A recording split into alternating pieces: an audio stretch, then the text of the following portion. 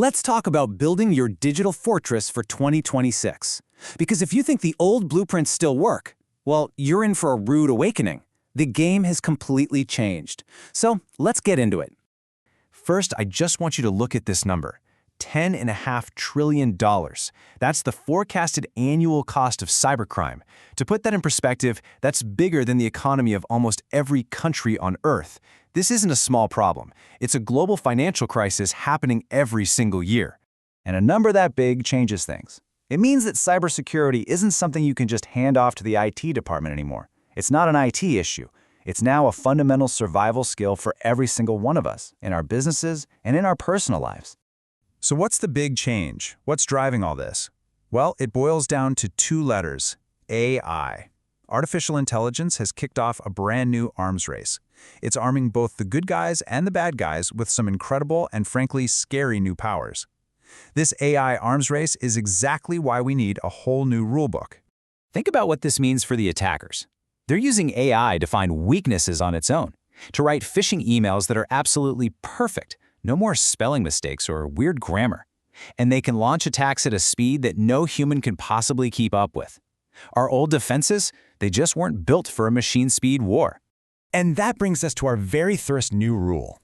The old idea of a secure network, a digital castle with a firewall for a moat, that's dead.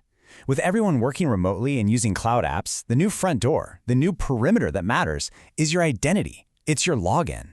And you can really see the difference here. The old way was all about protecting the building, the office network. We just assumed if you were inside, you were safe. Well, the new way is the identity gate. We assume no one is safe without being verified, no matter where they're logging in from. So how do we do that?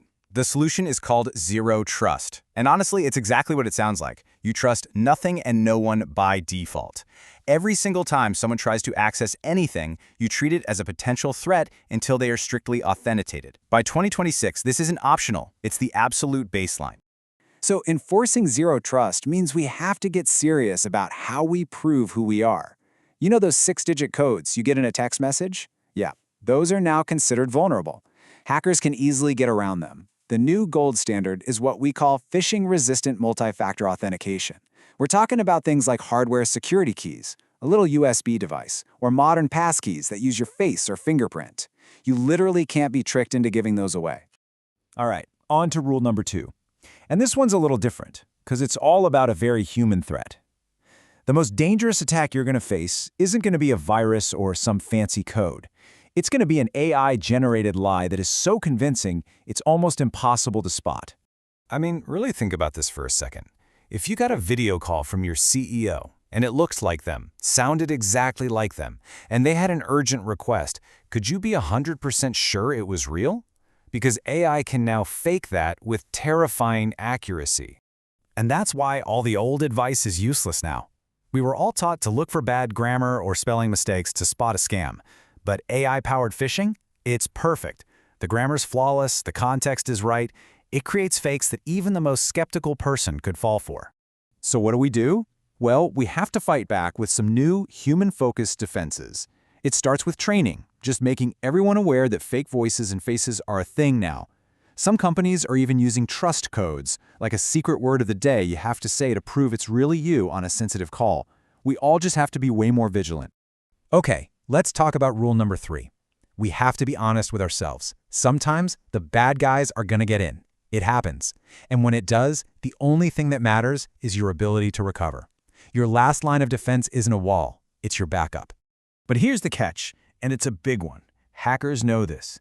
In a modern ransomware attack, the first thing they do isn't to lock up your files. It's to find and destroy your backups. Why?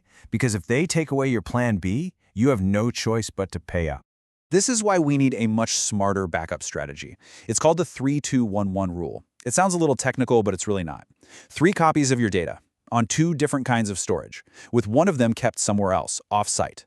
And here's the most critical part, that last one.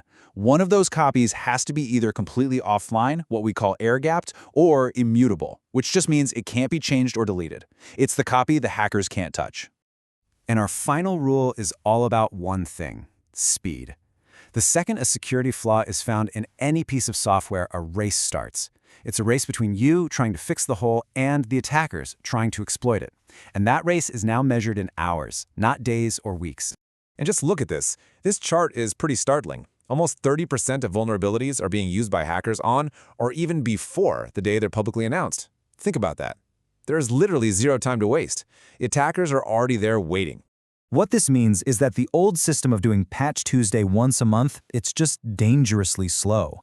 The new way is to watch the known exploited vulnerabilities list. This is a public list of the exact flaws hackers are using right now, and you patch those things first, immediately. Okay, we've gone through the 4 new rules. Now let's make this super practical. Here is a simple 5-step action plan you can use to start checking the walls of your own digital fortress like today. So let's run through it. Step 1, kill the password. We've covered this. Move to modern, phishing-proof stuff. 2, audit permissions.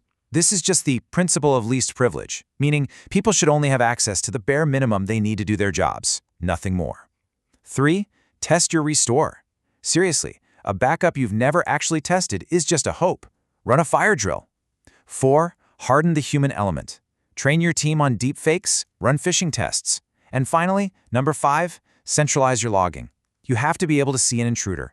Make sure you can spot a breach in minutes, not months from now. Look, if you remember one thing from all of this, let it be this. The goal in 2026 is not perfection. It's not about building a fortress that's impossible to breach, because that doesn't exist. The goal is resilience. You have to assume you're going to get hit. The whole point is to build a system that can take that punch and get back up instantly. So, is your fortress ready for 2026?